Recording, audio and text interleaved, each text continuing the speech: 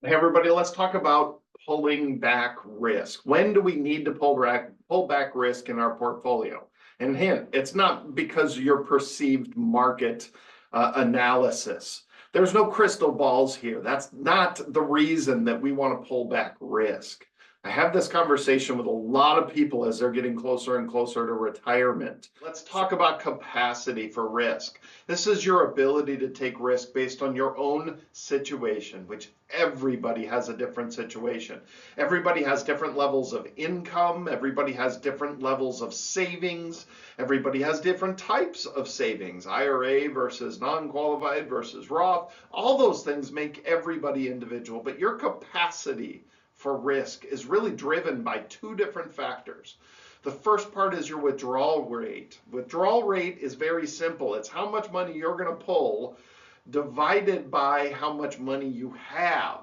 You start hitting 3-4% and more, you have a higher withdrawal rate. And the higher your withdrawal rate, the greater the effect of volatility. Okay, volatility is your enemy when you're on a withdrawal plan from your portfolio. So time horizon is the other factor. How soon will you actually need this money? We have to talk through that. We have to understand that. Are you 5 years from retirement? Are you 10 years from retirement? Or are you retiring tomorrow? The greater your dependence on this portfolio for income, the less it should be left to chance. I watched too many people make enormous mistakes in 2008. Okay? Look, we think volatility in the market, oh, don't worry, it'll come back. No big deal. But a lot of people today have forgotten what 2008 did to people. It took 4 to 6 years for most portfolios to recover from 2008. That is something we have to keep into perspective. If you planned on retiring in 2008 or 9 and you're standing in 2007 and you haven't pulled back risk, you ended up working 4 to 6 more years before you felt confident in retirement again.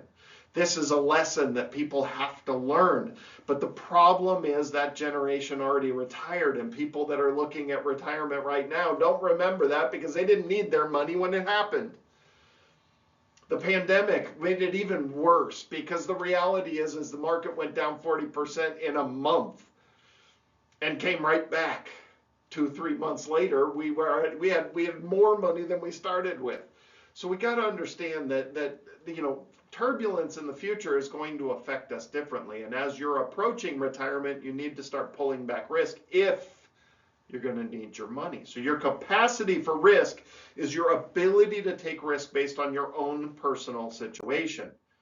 Okay, so how does the industry handle this? Well, systematically, all the advisors out there and every one of those retire at funds and every 401k, all they do is add bonds into your portfolio. That's all they're doing. Those retire at 2030, 2025, 2040. The closer you get to that date, they're just simply adding bonds. And what you see here on this chart is pretty simple. On the vertical side is the percentage allocation to the stock market, and the bottom is your age. This is what they teach in the CFP. This was developed by 3 separate statisticians that study the market, study the math, and study the behavior of portfolios based on withdrawal needs. They can defend this in the court of law. They have black and white proof that these portfolios perform better based on your need for your money. And they've assessed that every 60, 70-year-old needs their money. You're in retirement. So what you'll see is the older you get, the less you have in the stock market. And by the time you're actually retired and perceived as withdrawing money, because every retiree, according to this chart, withdraws good 4% from their portfolio. Not one statistician out there wants you to have more than 40% of your money in the stock market. The rest of it should be in stable, safe investments. And in those retire at funds, in the traditional stock market world, all they do is just add an allocation to bonds and bond funds. That's all it is. So if you're in those retire-at, all you have is mutual fund filled with mutual funds, and the closer you get to that end date, the more they have in bonds. And by the time you hit that end date, you have 40% in stocks and 60% in bonds in most of those retire-at funds. So just know that's how this works. That's how this industry works. But my problem with this is that is a way, way huge overgeneralization that is not appropriate at all. Because how many people out there are just the average person? And we're all versions of an average person, but we're not all average. So we have to understand how to apply this to our own situation. So I broke it down a little differently. What makes you different than an average person? Well, the first thing is your need for your savings, right? So how soon will you be retiring? How much savings do you have? How frequently are you going to be withdrawing? Are you withdrawing every month? Because then monthly turbulence bothers you. If you're only withdrawing once a year, you can handle the turbulence month to month and then make a wise choice once a year. Much better way to handle a retirement portfolio. Your personal risk tolerance, all these things make you different. Do you want to leave this money to heirs or do you want to spend it? Everything makes you an individual. And that all changes how we handle this and how much of your portfolio should be in the stock market versus should be in safe investments. Current market position as well. You can even go to that extent of saying, hey, the market's really high right now. I'm going to lean. This is only going to adjust the leaning, not a complete all in, all out, all in, all out, especially as you're heading towards retirement. Current market position can adjust how we start out. So now, what's your withdrawal rate going to be?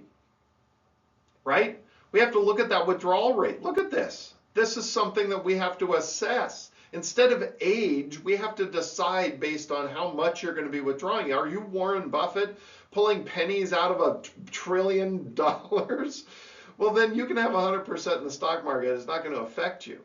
If you can get what you need passively through a dividend portfolio, you can have 100% in the stock market. Good solid dividend portfolios are only producing sub 3%. They're not producing that much. So the reality is we need to assess how much money we're going to need on a regular basis.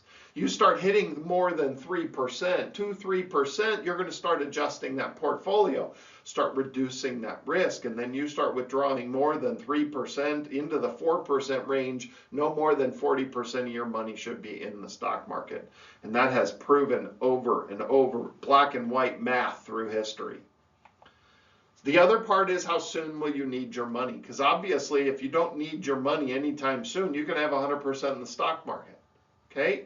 That's perfectly fine. And you can choose to have 100% until maybe 5 years before retirement, and then it's time to start pulling back. That would be that aggressive model when we start looking at it.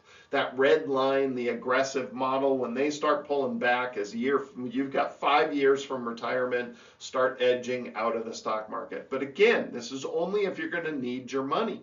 Once you retire, if you still don't need your money, we don't need to reduce risk at all, right? Turbulence is okay. So we've got to understand this. Deposit into volatility to build wealth.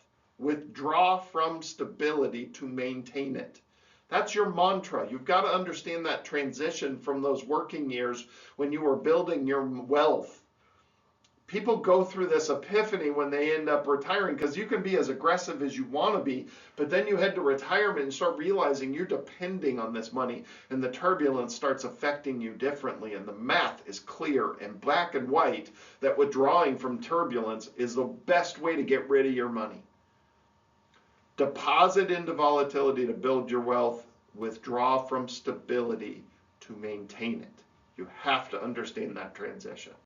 All right, I hope I'd helped a little bit with this little video. We got lots of other videos. Our channel has 200 and something videos. Jump on, look at all these different topics that we have. We also conduct full classes. You can find the full schedule at fpfeaz.org.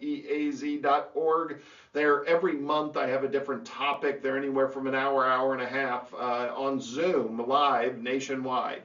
So always happy to have people join from anywhere you are. And then yourinvestmentcounselor.com, you can actually schedule appointments directly with me. I've got a free option for a meet and greet on there as well. Always happy to meet people. I love this part of transitioning into retirement. This is where I thrive. I love creating plans and helping people adjust into retirement, especially the first 5 years. It's really important that you have some good guidance in that time period. All right, everybody, thanks for joining us, and we'll see you next week.